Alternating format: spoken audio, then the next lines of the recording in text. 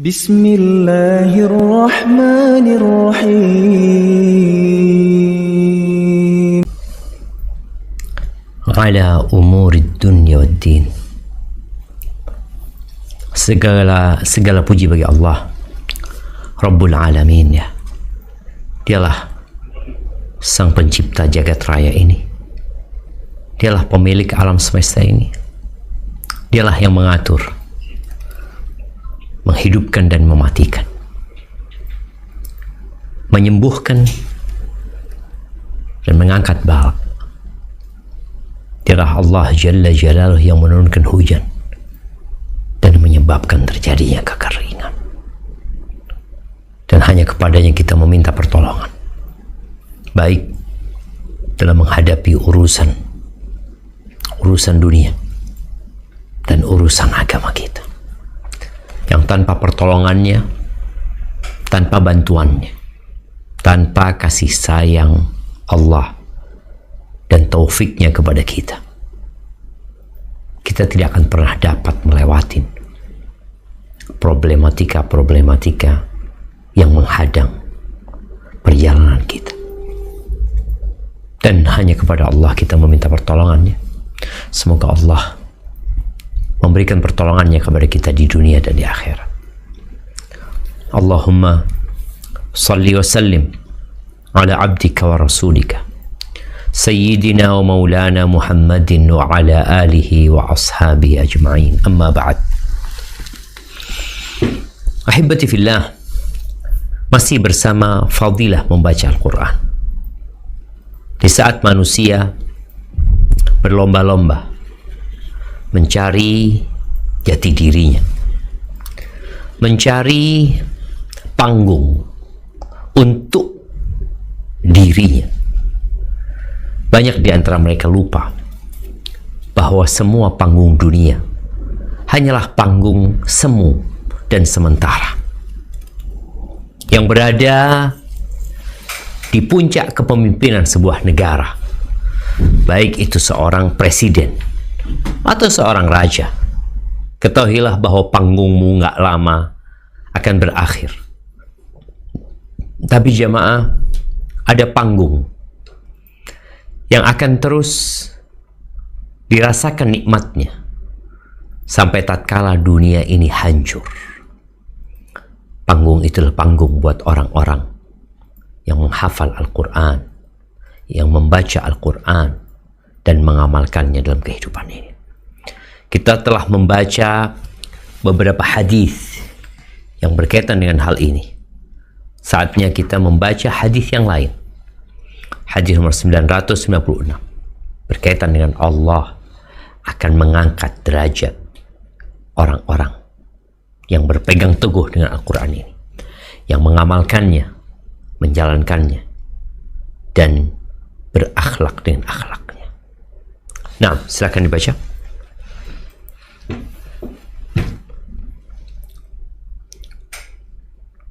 Bismillah. Hadis ke-996. Wa an Umar bin Al-Khattab radhiyallahu anhu anna an-nabiy sallallahu alaihi wasallam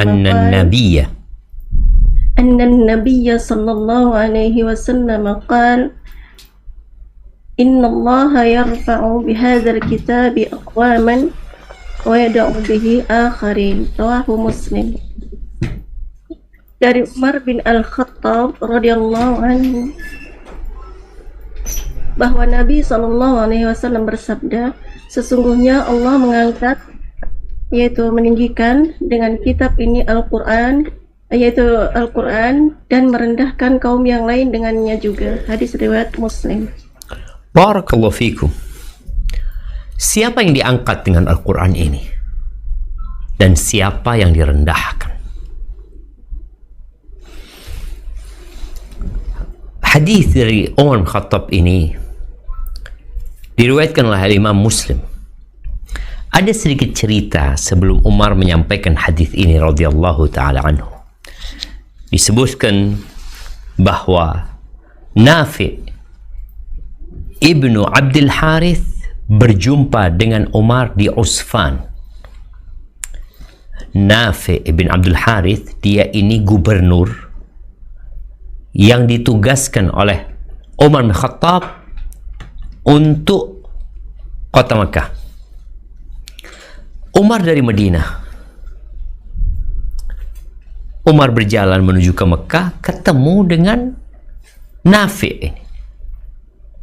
Dia sedang di luar tanah kekuasaan. Maka ditanya oleh Umar bin Khattab, "Man ista'amalta ala ahli wadi?" Siapa yang kau pakai untuk menggantikan dirimu mengurus ahli wadi, mengurusi Mekah nih. Mekah, negerinya orang-orang Quraisy, orang-orang yang Arab tulen, yang mereka hidup bertahun-tahun dengan nasab mereka, membanggakan diri mereka dengan kemuliaan dan kehormatan orang tua mereka. Ini budaya dan tradisi orang-orang jahili. Tapi setelah Islam tentunya berubah. Umar bertanya kepada Nafi, siapa yang kau pakai menggantikan posisimu di Mekah? Qala Ibnu Abza. Ibnu Abza. Umar nggak kenal sama orang ini. Maka Umar tanya, waman Ibnu Abza? Siapa Ibnu Abza itu? Yang engkau jadikan penggantimu itu siapa sebenarnya dia? Kita tahu ya, kalau gubernur pergi mungkin kunjungan, kan ada sekdanya mungkin. Ini ditanya, siapa yang engkau jadikan pengganti? Ibn Abza, kata dia. Umar tanya, siapa Ibn Abza? Maulan min mawalina. Ya, maula. Maula itu sebutan untuk mantan budak yang dibebaskan.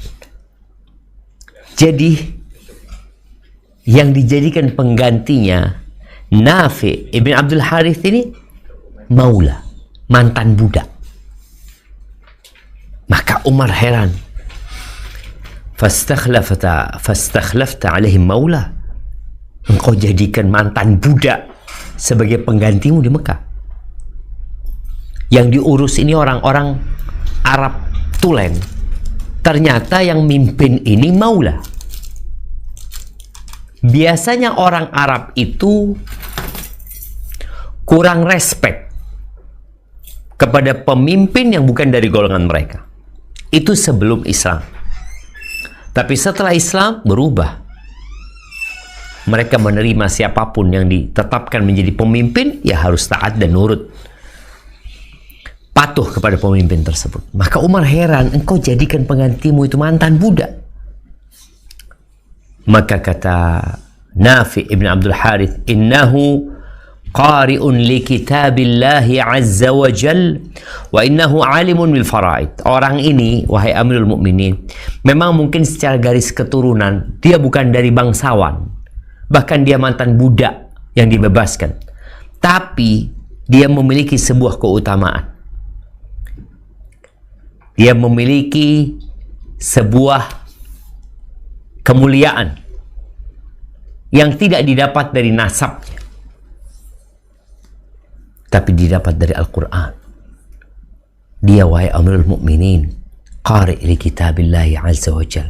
Dia hafal Al-Quran dan dia alim bil faraid. Dia sangat berilmu dalam urusan faraid, urusan ilmu waris. Lalu Umar mengatakan hadis yang baru saja kita baca. Qala Umar, ama inna nabiyakum sallallahu alaihi wasallam qad qala. Adapun kalau demikian, sesungguhnya nabi kalian telah bersabda. Apa sabdanya? Innallaha yarfa'u bihadzal kitabi aqwaman wa yadha'u bihi akharin. Sesungguhnya Allah mengangkat derajat suatu kaum dengan Al-Quran ini dan merendahkan derajat kaum lainnya dengan Al-Quran. Artinya, ini mantan budak bisa memimpin orang-orang yang secara nasabnya mungkin berdarah biru, mulia dan terhormat, tapi karena mereka nggak punya Al-Quran dan mantan budak ini punya Al-Quran, dia yang dipilih untuk mengganti. Ahibati fillah, kalau bicara siapa yang diangkat dan siapa yang direndahkan. Asy-Syaikh Ibnu Utsaimin rahimahullahu taala mengatakan, "Man 'amila bihadzal Qur'an," barang siapa yang beramal dengan Al-Qur'an ini, membenarkan berita-beritanya, melaksanakan perintahnya, menjauhi larangannya, berpetunjuk dengan petunjuknya, dan berakhlak dengan akhlak yang ada dalam Al-Quran, maka Allah akan mengangkat derajat dia di dunia wal akhirah. Allah akan mengangkat derajat di dunia dan di akhirat. Kenapa? Karena Quran ini adalah sumbernya ilmu. Dan Allah mengatakan, yarfa'illahu alladhina amanu minkum walladhina utul ilma darajat. Allah mengangkat derajat orang-orang beriman, dan yang dikasih ilmu diangkat beberapa derajat. Jadi Allah mengangkat di akhirat dengan cara ditempatkan di posisi yang tinggi di surga Allah Azza wa Jal. Bagaimana orang yang hafal Al-Quran dikatakan kepadanya, Iqra warattil was'at, engkau baca, engkau tartilkan, dan engkau naiklah. Dan dia akan terus naik sampai akhir ayat yang dia baca. Adapun orang yang akan direndahkan dengan Quran ini adalah kaum yang membacanya, bahkan bacaannya bagus, tapi mereka sombong, mereka congkak, mereka tidak percaya dengan berita-berita yang ada dalam Al-Quran, mereka tidak beramal dengan hukum-hukum yang ditetapkan di dalamnya. Mereka mengingkari kalau datang kepadanya berita-berita tentang yang terdahulu, yang terjadi dengan mereka adalah meragukannya. Mereka sombong, mereka congkak, angkuh, dan tidak mau mengikuti. Ini yang akan direndahkan dengan Al-Quran. Maka apabila engkau ingin diangkat derajatnya, maka bacalah Al-Quran, fahami, kemudian amalkan. Bukan bacalah, kemudian tentang, lalu tinggalkan. Karena ada orang-orang yang membaca Al-Quran hanya dalam rangka menentangnya. Tapi orang yang mau menerima Al-Quran dan mengamalkannya, maka Allah akan mengangkat derajatnya. Walaupun tadi mungkin dia bukan orang yang memiliki jabatan dan kedudukan. Ahibati fillah, kalau kita melihat bagaimana Allah mengangkatnya derajat orang-orang yang berilmu, dikatakan Atha bin Abi Rabah. Atha bin Abi Rabah, dia adalah muridnya Ibnu Abbas radhiyallahu taala anhuma. Bagaimana Atha ini sosok ulama yang secara fisik tidak menyenangkan. Hitam kulitnya, pincang jalannya, picak matanya, pesek hidungnya. Tapi khalifah Bani Umayyah ketika datang ke Mekah, mereka mau belajar sama Atha. Bahkan terkadang Atha sedang sholat ya, mereka datang, dibiarin sama Atha menyelesaikan sholatnya, padahal mereka khalifah. Sampai anak-anaknya khalifah ini protes sama bapaknya, siapa sih orang ini yang kok nggak peduli sama kita, padahal kita ini dimuliakan, dihormatin di berbagai tempat, kok di depan dia seakan-akan kita ini nggak punya nilai. Maka dikatakan ini Atha bin Abi Rabah, yang khalifah mengatakan la yufti, nggak boleh memberikan fatwa urusan haji kecuali Atha. Kedudukannya begitu tinggi, bahkan lebih dari kerajaan dunia. Al-Imam Ibnu Katsir rahimahullahu ta'ala, disebutkan bahwa oleh Ibnu Katsir cerita Harun al-Rashid.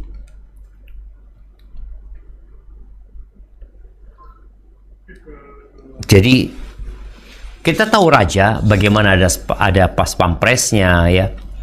Kemudian kita lihat masyarakat akan menyambutnya sebagai seorang khalifah ya, seorang pemimpin nomor satu yang kekuasaannya sampai ke Andalusia jemaah.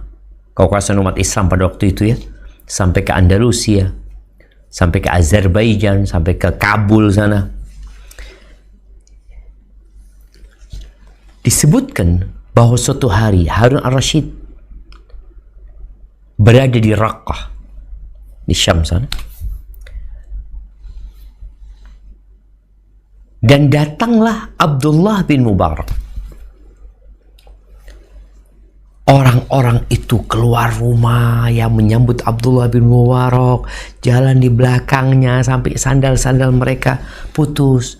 Kemudian Ummu Walad al-Rashid, budaknya Harun al-Rashid, yang punya anak dari Harun al-Rashid ini, ibunya anaknya Harun al-Rashid, itu melongok dari balkonnya istana. Dia heran, ini ada apa, orang-orang ini kok pada berebut, berdesak-desakan menuju ke satu manusia. Faqila laha qadima rajul min ulama Khurasan. Ada salah satu ulama Khurasan yang datang, namanya Abdullah bin Mubarak.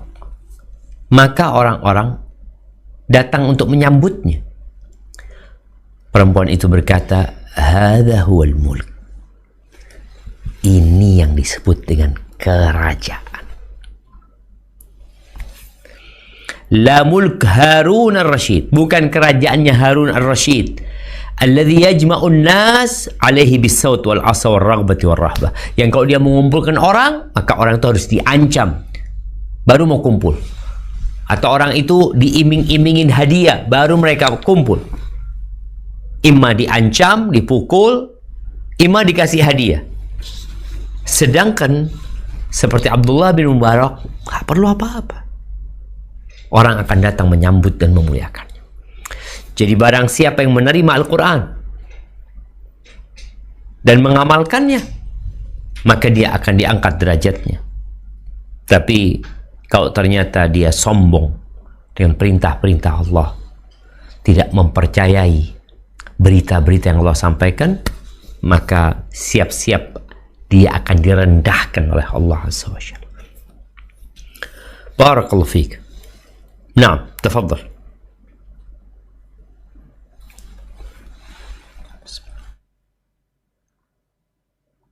Bismillahirrahmanirrahim. Hadis nomor 997. Wa an ibni Umar radhiyallahu anhuma anin nabiyyi sallallahu alaihi wasallam qala la hasada illa fi sunnatain rajulun atahu Allahul Qur'ana fahuwa yaqumu bihi ana al-laili wa ana an-nahar wa rajulun atahu Allahu malan fahuwa yunfiquhu ana al-laili wa ana an-nahari. Muttafaq alaih. Dari Ibnu Umar radhiyallahu anhuma, dari Nabi Shallallahu alaihi wasallam bersabda, tidak boleh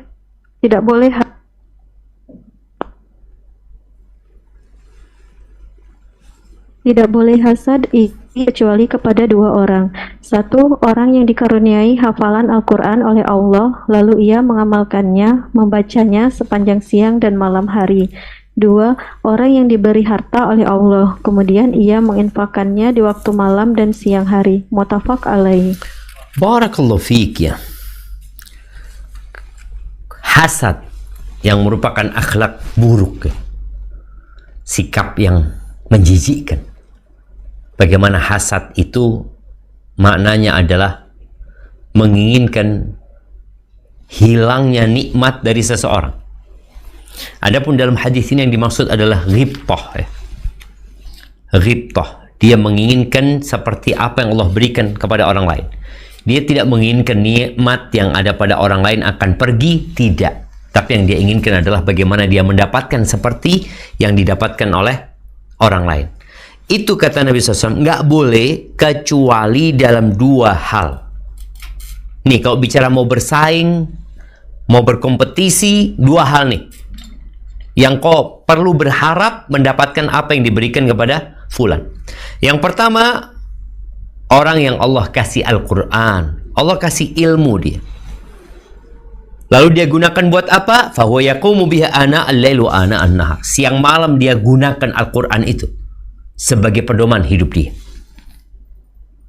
Bukan hanya dia baca, tapi dia mempraktekkannya dalam kehidupannya siang malam. Jadi kondisi ini bisa ditiru oleh siapa saja, yang kaya dan yang miskin. Orang kaya bisa meniru, orang miskin bisa juga mencontoh. Namun yang kedua, warajulun atahullahu malan. Kita nggak boleh iri, kecuali yang kedua itu dalam iri kepada seorang yang Allah berikan kepadanya harta, lalu dia infakkan hartanya siang malam. Ini iri yang boleh. Engkau melihat fulan terus baca Quran, fulan sholat malam, aku kok nggak bisa. Bukan iri dalam bab dunia, yang dunia tidak lebih dari satu sayap nyamuk di sisi Allah Azza wa Jalla. Cuma terkadang manusia tersilaukan dengan kegemerlapan dunia ya, sehingga dia nggak sadar bahwa keutamaan yang sebenarnya dia punya, dia bisa. Tapi terkadang dia butuh di mentoring ya, didampingi agar dia tahu dengan dia tahu dengan apa yang Allah berikan kepadanya, kelebihan yang Allah berikan kepadanya.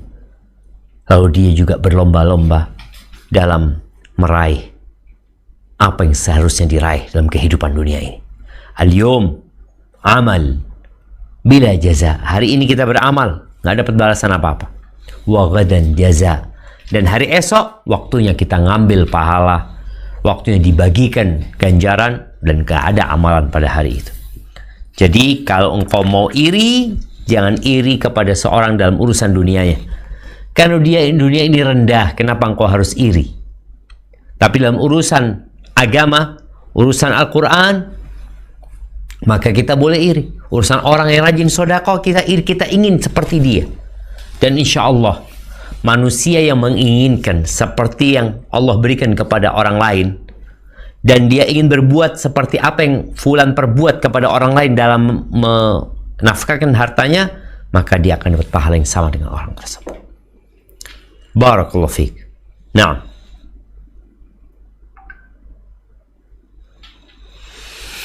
hadis nomor 998. Bismillahirrahmanirrahim. Wa 'anil Bara' ibni 'Azib. Wa 'anil Bara' ibni 'Azib. Naam. Wa 'anil Bara' ibni al-'Azib radhiyallahu anhuma qala kana rajulun yaqra'u suratal Kahf wa indahu farasun marbutun bi syatanayn fataghashathu sahabatun faja'alat tadnu wa ja'ala farasuhu yanfiru minha falamma asbaha atan nabiyya sallallahu alaihi wasallam fadzakara dzalika lahu faqala tilka sakinatu tanazzalat lil Qur'an muttafaq alaih.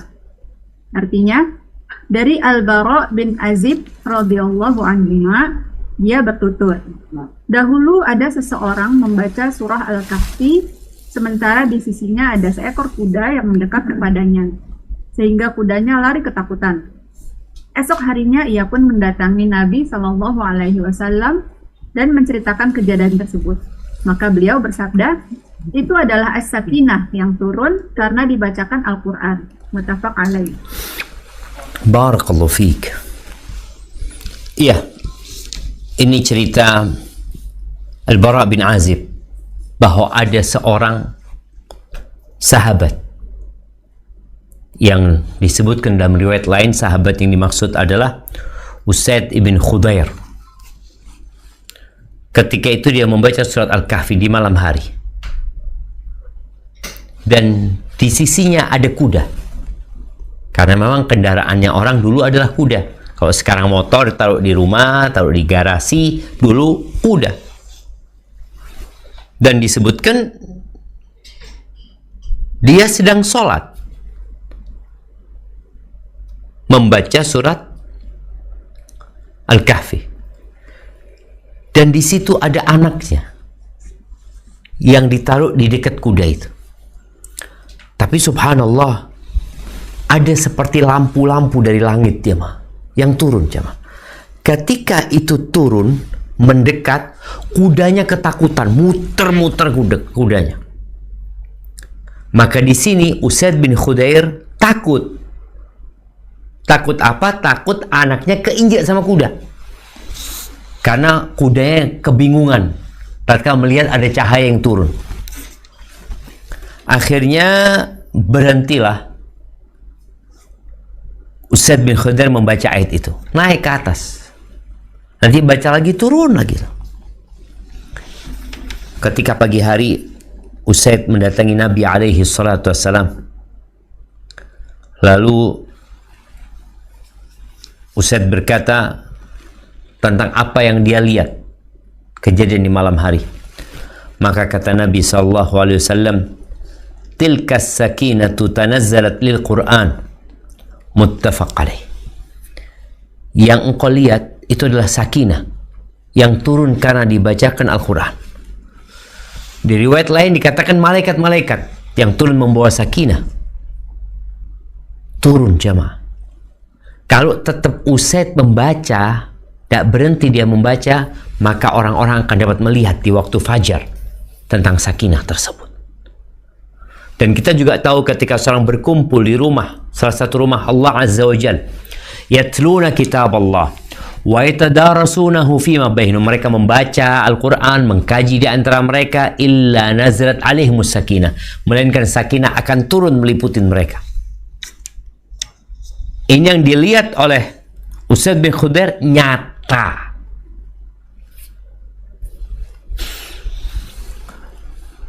Maka Nabi SAW menyampaikan kepada Usaid bahwa yang turun itu adalah malaikat ketenangan, kesejahteraan, kedamaian, ya, turun bersama Al-Quran itu.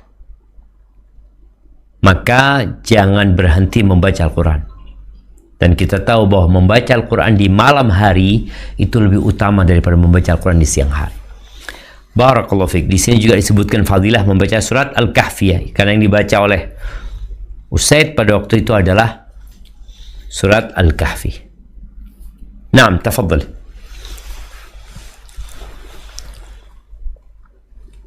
Hadis nomor 999. Bismillahirrahmanirrahim. Wa ani bani Mas'udin radhiyallahu anhu qala Rasulullah sallallahu alaihi wasallam, man qara'a harfan min kitabillahi falahu hasanatun wal hasanatu bi asyri amsalha, la aqul alif lam mim harfun walakin alifun harfun walamun harfun wa mimun harfun. Rawahul Tirmidzi wa qala hadisun hasan sahihun. Dari Ibnu Mas'ud radhiyallahu anha, ia berkata, Rasulullah sallallahu alaihi wasallam bersabda, barang siapa yang membaca satu huruf dari kitab Allah, maka ia mendapatkan satu kebaikan, dan satu kebaikan itu sama dengan 10 kali lipat ganjarannya. Aku tidak mengatakan alif lam mim satu huruf, tetapi alif satu huruf, lam satu huruf, dan mim satu huruf. Hadis riwayat At-Tirmizi, dan ia berkata hadis hasan sahih. Barakallahu fiik. Jamaah rahimakumullah, awal ayat yang turun adalah Iqra. Dan ternyata membaca Iqra, membaca Al-Quran Al-Azim memiliki ganjaran yang begitu agung dan mulia. Beliau mengatakan kebaikan itu dilipat gandakan menjadi 10. Aku tidak mengatakan alif lam mim harf. Alif lam mim itu bukan satu huruf, tapi 3 huruf. Alif harf, lam harf, mim juga huruf. Jadi orang yang membaca alif lam mim mendapatkan 30 kebaikan. Berkaitan dengan harf ini, ada perbedaan pendapat di antara para ulama. Yang dimaksud dengan huruf ini adalah kata atau huruf hijaiyah. Karena sebenarnya ulama mengatakan enggak, ini kata yang dimaksud karena alif nggak dibaca a, tapi alif. Berarti jadi satu kata. Lam, lam, bukan la. Bacanya lam. Itu juga huruf. Mim juga huruf, tapi ini maksud kalimat ya. Jadi mereka ada pendapat yang pertama mengatakan yang dimaksud adalah kalimat, kata. Bukan kalimat ya, kata. Jadi barang siapa membaca satu kata, karena disebutkan alif lam mim, alif bukan a. Pendapat yang mengatakan bahwa yang dimaksud dengan huruf adalah huruf hijaiyah tadi lebih banyak ya mengatakan hal itu ya. Di dalam Al-Quran itu ada 320.015. Apa? Huruf. 320.015 huruf. Jadi orang yang membaca Al-Quran, hatam, kalau ini maksud adalah huruf hijaiyah tadi, maka dia akan mendapatkan kurang lebih 3.200.015. Bayangin jemaah, dia dapat 3 juta lebih. Kalau 3 juta real atau dolar apalagi, bisa dibayangin berapa yang akan didapatkan. Namun Nabi SAW menguraikan bahwa alif itu huruf, lam itu huruf, mim itu huruf. Jadi keluarga yang mengkaji Al-Quran, membaca Al-Quran, maka hendaklah memperhatikan hal ini. Manapun pendapat yang rajih, apakah yang dimaksud dengan huruf itu adalah kalimat, kata-kata, atau yang dimaksud adalah huruf hijaiyah tadi. Yang jelas kita harus memperbanyak membaca Al-Quranul Azim. Gimana tidak?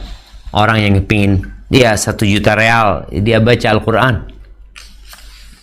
Dan orang yang sudah terbiasa membaca Al-Quran, insya Allah dia dapat menghatamkannya di 6, di 7 kali. Maka kenapa kita mendapati berita bahwa Imam Syafi'i menghatamkan Al-Quran 60 kali di bulan Ramadan. Baik, sedangkan kalimat Al-Quran itu terdiri dari 77.439. Jadi kalau dikali 77.439 kata. Banyak jemaah. Kalau bicara berapa, nah, ya 770.439 kata. Ini yang ada di dalam Al-Quran. Jadi orang-orang kalau menghatamkan Al-Quran, maka tinggal dikali 10, dia mendapatkan 6.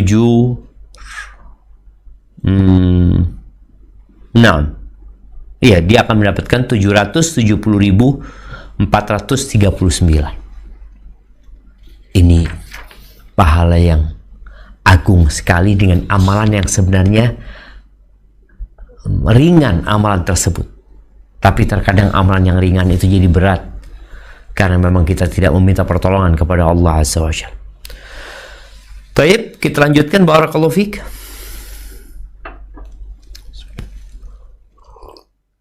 Bismillah, hadis nomor 1000. wa an ibni Abbasin radhiyallahu anhuma qala qala Rasulullah sallallahu alaihi wasallam innal ladzina laisa fi jawfihi syai'un minal Qur'an kal baitil kharib. Rawahu at-Tirmidzi wa qala hadisun hasan sahihun. Dari Ibnu Abbas radhiyallahu anhuma, ia menuturkan Rasulullah Shallallahu alaihi wasallam bersabda, sesungguhnya orang yang tidak memiliki hafalan sedikit pun dari Al-Qur'an bagaikan sebuah rumah yang roboh. Hadis riwayat At-Tirmizi dan ia berkata hadis hasan sahih. Barakallahu fiik. Hadis ini dikatakan oleh Imam Bukhari, Imam Tirmidzi hasan sahih, tapi sebenarnya para ulama menyimpulkan bahwasanya hadis ini dhaif. Namun sekali lagi, kedhaifan hadis ini tidak mengurangi keutamaan dan kemuliaan membaca Al-Qur'an. Di sini disebutkan sesungguhnya yang di perutnya nggak ada sesuatu pun dari Al-Qur'an, maka seperti pohon yang rusak. Maka ada orang ya, kadang-kala memang gak punya Quran sama sekali. Engkau baca buku Latin, engkau mendengarkan. Apabila engkau terhalang dari mengkaji dan mempelajari secara mendalam, paling gak engkau dengerin. Jadi orang yang di perutnya tidak ada Al-Quran, ya kondisinya sangat memprihatinkan. Bahkan kalau kita lihat di hadis ini dipermisalkan seperti rumah yang sudah mau hancur ya, yang ditinggal oleh penghuninya. Walaupun hadis ini dhaif. Baik. Hadis terakhir dalam bab ini, silahkan.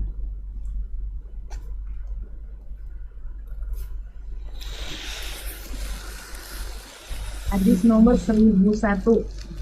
Wa an Abdullah bin Amr bin al-As radhiyallahu anhuma. Anin Nabi sallallahu alaihi wasallam qala yuqalu li sahibil Qur'ani iqra wartaqi warattil kama kunta turattilu fid dunya fa inna manzilataka inda akhir ayatin faqra'uha. Rawahu Abu Dawud wa Tirmidzi wa qala hasanun sahih. Dari Abdullah bin Amr bin al-As radhiyallahu anhuma, dari Nabi Shallallahu Alaihi Wasallam bersabda, akan dikatakan kepada pembaca Al-Quran, bacalah, naiklah dan tartilkanlah sebagaimana kamu mentartilkannya waktu di dunia, karena tempatmu adalah pada akhir ayat yang kamu baca. Hadis riwayat Abu Dawud dan At-Tirmidzi, dia berkata hasan sahih. Nah, barakallahu fiik. Ini tadi lanjutan dari pembahasan bahwasanya Allah Azza wa Jalla mengangkat derajat suatu kaum dengan Al-Quran ini dan merendahkan yang lainnya.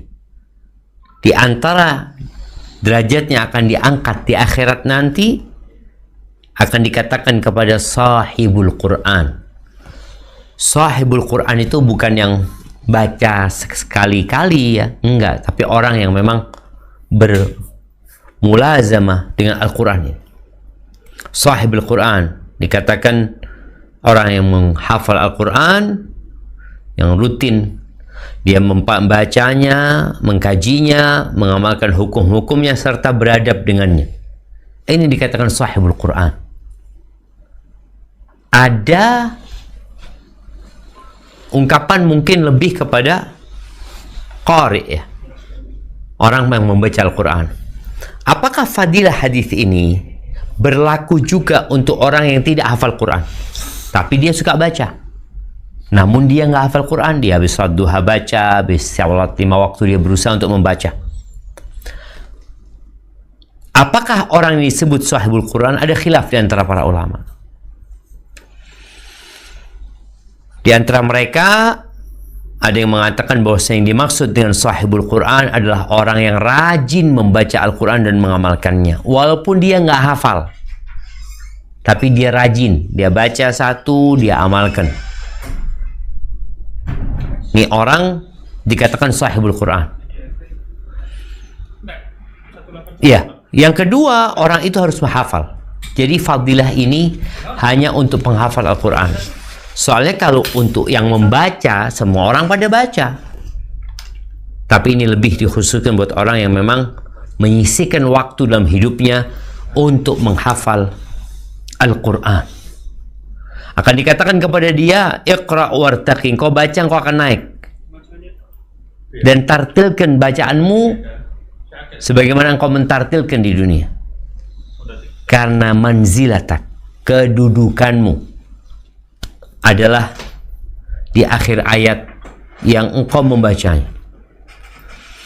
Ahibati fillah, membaca Al-Quran di akhirat ini bukan taklif, bukan sebagai beban yang harus dilakukan oleh hamba, tapi sejatinya ini adalah sebagai apresiasi bagi orang-orang yang menghafal Al-Quranul Azim.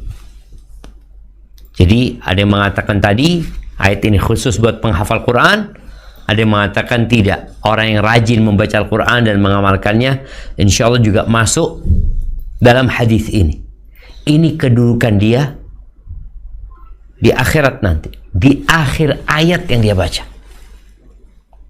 Makanya para ulama menyebutkan bahwasanya di Al-Quran itu ada 6.000 ayat kira-kira. Orang bisa milih mana yang mau dia kaji, mana yang ingin dia sampaikan. Tapi yang jelas berusaha untuk terus menghafal. Karena orang yang menghafal Al-Quran walaupun dalam kondisi capek, lelah, ini itu, dia dapat pahala double. Maka berusahalah untuk membaca Al-Quran sesibuk apapun diri. Banyak kerjaan, banyak tamu, banyak kegiatan, oke, tapi ketika engkau punya waktu untuk menunggu, waktu untuk istirahat, yang pertama engkau buka adalah Al-Quran.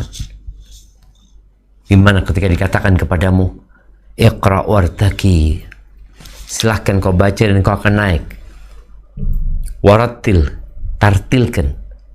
Kama kunta turattilu fid dunya, sebagaimana engkau mentartilkan di dunia ya.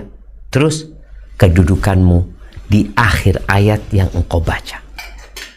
Maka di sini yang menguatkan bahwasanya hadis ini untuk orang-orang yang menghafal Al-Quran, bukan yang sekedar membacanya saja. Karena memang sekarang semua orang boleh jadi punya yang namanya Al-Quran, tapi nggak pernah dibaca, nggak pernah dibahas, nggak pernah disampaikan, baik via lisan atau via tulisan. Maka orang ini tidak dikatakan hamilul Quran atau sahibul Quran. Sebagaimana di penjelasan hadis ini disebutkan,